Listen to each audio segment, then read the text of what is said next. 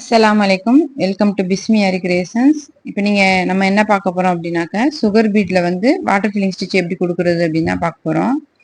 ஏற்கனவே சில்க் த்ரெட்ல பார்த்துருப்போம். இப்போ வந்து சுகர் பீட்ல பார்க்குறோம். நான் அதுக்காக வந்து ஒரு நெக்லைன் எடுத்திருக்கேன். நீங்க இந்த மாதிரி அவுட்லைன் கொடுத்து அதை எடுத்துக்கோங்க. சீவிங் த்ரெட் தான் அதுக்காக நான் எடுத்திருக்கேன். நீங்க என்ன கிளாத் உங்களுக்கு இருக்கோ அதே கலர்ல வந்து நீங்க சீவிங் த்ரெட் எடுத்துக்கோங்க. அப்பதான் நீங்க பீட் ஸ்டிச் பண்ணிட்டு போகும்போது உங்களுக்கு வந்து அது டிஃப்ரெண்டா தெரியாம ஒரே மாதிரி இருக்கும். பீட்ஸ் நீடில் தான் எடுத்திருக்கேன். 3mm பீடை வந்து நான் டாட் வச்சிருக்கேன் இல்லையா, அங்கங்கே ஒரு டிஃப்ரெண்ட் காமிக்கிறதுக்காக நான் 3mm பீட் எடுத்திருக்கேன். நீங்கள் வந்து எது வேணாலும் நீங்கள் எடுத்துக்கலாம். நீங்கள் ப்ளவுஸாக இருந்துச்சுன்னா நீங்கள் ஜர்கான் ஸ்டோனு இந்த மாதிரி 3mm பீடு, 4mm பீடு, இல்லை கிளாஸ் பீடு எது வேணாலும் நீங்கள் எடுத்துக்கலாம், ஒரு டிஃப்ரெண்ட் காமிக்கிறதுக்காக. ஏன்னா எல்லா ஸ்டிச்சும் ஒரே மாதிரி இருக்கும் இல்லையா. நான் இந்த மாதிரி 3mm பீடை வந்து சிங்கிள் லாக் கொடுத்து 2 நாட் போடாமல் லாக் கொடுத்து கொடுக்குறேன். இந்த மாதிரி பீடை வந்து நான் வந்து ரேண்டமாக இல்லாமல் அங்கங்கே ஒன்று நான் கொடுக்குறேன். ஓகே, நான் அதை ஃபில் பண்ணிட்டு காமிக்கிறேன். நான் ஃபில் பண்ணிட்டேன். நம்ம வந்து த்ரெட்டில் வந்து வாட்டர் ஃபில்லிங் ஸ்டிச் வந்து இப்படி தான் போடுவோம். அதுக்குன்னு ஒரு ஷேப் இருக்குது. ஆனால் வந்து பீட்டில் வந்து அந்த மாதிரி எதுவும் கிடையாது. நான் அதுக்காக தான் நான் வந்து இதை போடும்போது நான் உங்களுக்கு சொல்ல முடியாது அது எப்படி போடுறது அப்படின்னு. அதுக்காக தான் நான் வந்து பாதியை வந்து ஃபினிஷ் பண்ணி வச்சுருக்கேன். பாருங்க, நான் வந்து 3mm பீடு நான் வந்து 3mm பீடு எடுத்தனால அது பெருசாக தெரியலை. நீங்கள் கலர் பீடு இல்லைன்னா 4mm பீடு கூட நீங்கள் எடுத்துக்கலாம். அந்த பீடை சுற்றி ஒரு ரவுண்ட் போட்டுக்கோங்க. போட்டுட்டு நீங்கள் ஒரு ஆஃப் இடத்த வந்து நீங்கள் செலக்ட் பண்ணிக்கோங்க, எவ்வளோ இடத்துல போட போகிறோம் அப்படின்னு சொல்லிட்டு கொஞ்சம் கொஞ்சமாக கவர் பண்ணிட்டு வாங்க. ஃபுல்லாக நீங்கள் கவர் பண்ண முடியாது. ஸோ அதனால் வந்து நான் அந்த 3mm பீடு வச்சுருக்கேன் இல்லையா, அதை சுற்றி வந்து ஒரு சுகர் பீடு வந்து கொடுத்துக்கிறேன், ஒரு லைனு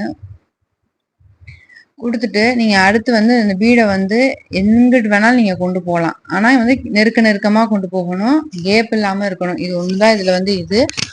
அதே மாதிரி கிராஸாக இருக்கக்கூடாது, ஒரு லைன் இருக்கக்கூடாது. இதுதான் அப்படின்னு சொல்லிட்டு இந்த மாதிரி தான் இருக்கும் அப்படின்னு சொல்லிட்டு எந்த ஒரு இதுவும் அங்கே தெரியக்கூடாது. அதாவது கிராஸாக இருக்கக்கூடாது, ஒரு லைன் வரக்கூடாது, ஒரு ரவுண்டு வரக்கூடாது. அந்த மாதிரி நீங்கள் வந்து ஸ்டிச் பண்ணிட்டு வரணும். பாருங்க, நான் போடுறது நீங்கள் வந்து கொஞ்ச நேரம் வாட்ச் பண்ணி பாருங்க, அப்பதான் உங்களுக்கு புரியும். நான் சொன்னா உங்களுக்கு புரியாது.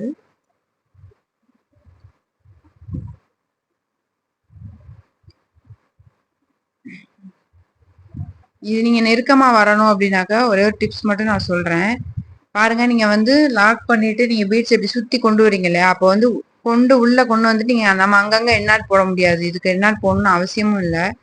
நீங்க அந்த இடத்த விட்டுட்டு இன்னொரு இடத்துக்கு நீங்க ஸ்கிப் பண்ணி வரும்போது உள்ள ஒரு லாக்கு, வெளியே ஒரு லாக்கு கொடுத்து நீங்க வெளியே கொண்டு வாங்க. நான் சொல்றது உங்களுக்கு புரியும்னு நினைக்கிறேன்.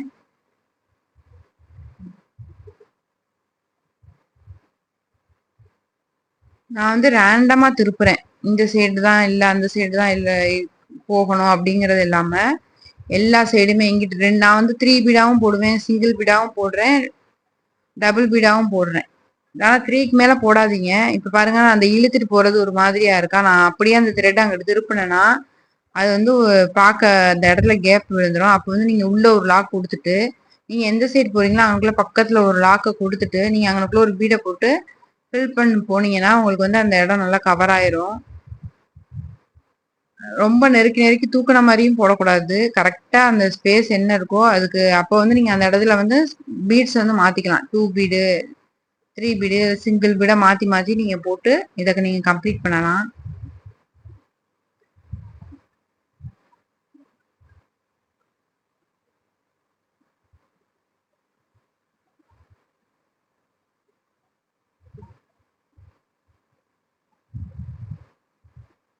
நீங்க ஃபர்ஸ்ட் போடுறீங்க அப்படின்னாக்க ஷேப்பை வந்து கொஞ்சம் சின்னதா எடுங்க. ரொம்பவும் பெருசா எடுத்துடாதீங்க, ரொம்பவும் சின்னதா எடுத்துடாதீங்க. ஒரு மீடியம் சைஸா எடுங்க. அப்பதான் உங்களுக்கு வந்து ப்ராக்டிஸ் பண்றதுக்கு ஈஸியா இருக்கும். இன்னொரு டிப்ஸ் நான் இதுல என்ன கொடுக்குறேன் அப்படின்னாக்க, இப்போ நீங்க ஃபர்ஸ்ட் நீங்க போட போறீங்க அப்படின்னாக்க ஒரு வீடியோ பாக்குறீங்க அப்படின்னா அதோட ஸ்டாப் பண்ணிருங்க. நெக்ஸ்ட் வீடியோ பார்க்காதீங்க. ஏன்னா வந்து அது ரொம்ப உங்களுக்கு குழப்பமா இருக்கும். ஏன்னா இந்த வாட்டர் ஃபில்லிங் ஸ்டிச்ல வந்து ஒவ்வொருத்தவங்க ஒவ்வொரு மாதிரி சொல்லியிருப்பாங்க. ஸோ வந்து நீங்க என் வீடியோன்னு இல்லை, யார் வீடியோ பார்த்தாலும் ஒன்ஸ் பார்த்துட்டு அதோட ஸ்டாப் பண்ணிட்டு அடுத்தடுத்து நீங்க தேடி சர்ச் பண்ணிட்டே இருக்காதீங்க. அடுத்து நீங்க எடுத்து நீங்க ட்ரை பண்ணுங்க. வீடியோ பார்த்துட்டும் நீங்க ட்ரை பண்ணாதீங்க, அதாவது பார்த்துக்கிட்டே நீங்க ட்ரை பண்ணாதீங்க. நீங்களா ரேண்டமா இதோட ப்ரொசீஜர் உங்களுக்கு தெரிஞ்சிச்சுல, ஒரு கிராஸ் வரக்கூடாது, ஒரு லைன் வரக்கூடாது, ஒரு சர்க்கிள் வரக்கூடாது, ஒரு இதுதான் ஒரு ஷேப்னு சொல்லிட்டு நம்ம கணிக்க கூடாது. அந்த இதை மட்டும் புரிஞ்சுக்கிட்டு நீங்க எப்படி வேணாலும் போடுங்க. அது உண்மையிலே ரொம்ப பார்க்க அழகா தான் வரும். நீங்க அந்த ஷேப் மட்டும் குடுத்துறாதீங்க. எதுக்கு ஷேப் குடுக்காம நீங்க போட்டு ட்ரை பண்ணி பாருங்க. அது உங்களுக்கு சூப்பரா வரும். அப்புறம் இன்னொரு டிப்ஸ் என்னன்னாக்கா, நீங்க லாக் குடுக்கும்போது தள்ளி லாக் பண்ணீங்கன்னா, உங்களுக்கு அந்த இடத்துல கேப் விழுகும். ஸோ நீங்க வந்து உள்ள ஒரு லாக் குடுத்து, வெளிய ஒரு லாக் குடுத்துட்டு நீங்க வாங்க. அப்பதான் உங்களுக்கு அது சரியா இருக்கும். ஆரிய பொறுத்த மரம் ஃபினிஷிங் மட்டும் கரெக்ட்டா இருந்துட்டா, உங்களுக்கு வந்து அது பார்க்கறதுக்கே ரொம்ப அழகா இருக்கும். பாருங்க நான் எப்படி நான் போடுறேன் அப்படின்னு சொல்லிட்டு நீங்க வாட்ச் பண்ணி பாருங்க. இது வந்து நீங்க கையில வந்து ஒரு பார்டர் மாரி ப்ளவுஸ்ல வந்து கை டிசைன்ல வந்து ஒரு பார்டர் மாரி ரொம்ப பெருசா எடுக்காதீங்க. ஒரு 2 இன்ச் இந்த மாரி எடுத்துக்கோங்க. எடுத்து இந்த மாரி நீங்க ஃபில் பண்ணீங்கன்னா, பேக் நெக்லயும், கையில ஃப்ரண்ட் நெக்ல ஒரு 2 இன்ச் வரைக்கும் எடுத்து நீங்க இந்த மாரி டிசைன் பண்ணி உள்ள வந்து குந்தன் ஸ்டோனு இல்ல உங்களுக்கு ப்ளவுஸுக்கு தகுந்த மாரி நீங்க எடுத்து நீங்க ஃபில் பண்ணீங்கன்னா பார்க்க அழகா இருக்கும். பாருங்க இப்ப நம்ம வந்து மேல இருந்து நம்ம கோடு போட்ட வரைக்கும் நம்ம முடிச்சாச்சு. ஓகே நான் இத வந்து ஃபுல்லா ஃபில் பண்ணிட்டு காமிக்கிறேன். நீங்க ஒவ்வொரு 3 mm பீடையும் சுத்தி சுத்தி ஒரு சர்க்கிள் குடுத்துட்டு நீங்க போடுங்க. நான் ஒரு வேரியேஷனுக்காக இங்க சுகர் பீடும், உங்களுக்கு காப்பர் பீடும் போட்டிருக்கேன். ஓகே நம்ம ஃபினிஷ் பண்ண போறோம். இந்த இடத்துல நான் வந்து எப்படி ஃபினிஷ் பண்றேன்னு பாருங்க. நான் வந்து எந்த ஒரு ஐடியாவுமே எனக்கு இல்ல. நான் வந்து சும்மா ரேண்டமா தான் அங்க இங்கன்னு சுத்தி சுத்தி போட்டுட்டு இருக்கேன். இந்த சேனல்ல வந்து நமக்கான ட்ரெஸ் நம்மளே எப்படி ஓனா கிரியேட் பண்றது அப்படின்னு சொல்லிட்டு ஆரி ஃப்ரீ கிளாஸஸ் போயிட்டு இருக்கு.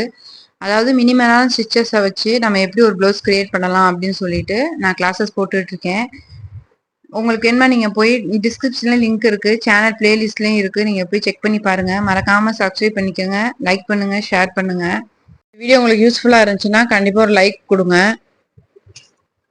கிளாஸஸை முடிச்சுட்டு நம்ம அடுத்து வந்து பேசிக் டு அட்வான்ஸ் எடுக்கலாமா இல்ல வந்து வெறும் இந்த மாதிரி நெக்லைன் ஐடியா மட்டும் உங்களுக்கு கொடுக்கலாமான்னு சொல்லிட்டு நீங்க கண்டிப்பா எனக்கு கமெண்ட் பண்ணுங்க. நான் அதை வச்சு நான் அடுத்து என்ன பண்ணலாம் அப்படின்னு சொல்லிட்டு நான் யோசிக்கிறேன். ஓகே நான் இப்போ வந்து இந்த வீடியோட எண்டுக்கு வந்துட்டேன். பாருங்க நம்ம ஃபினிஷ் பண்ணிட்டோம்.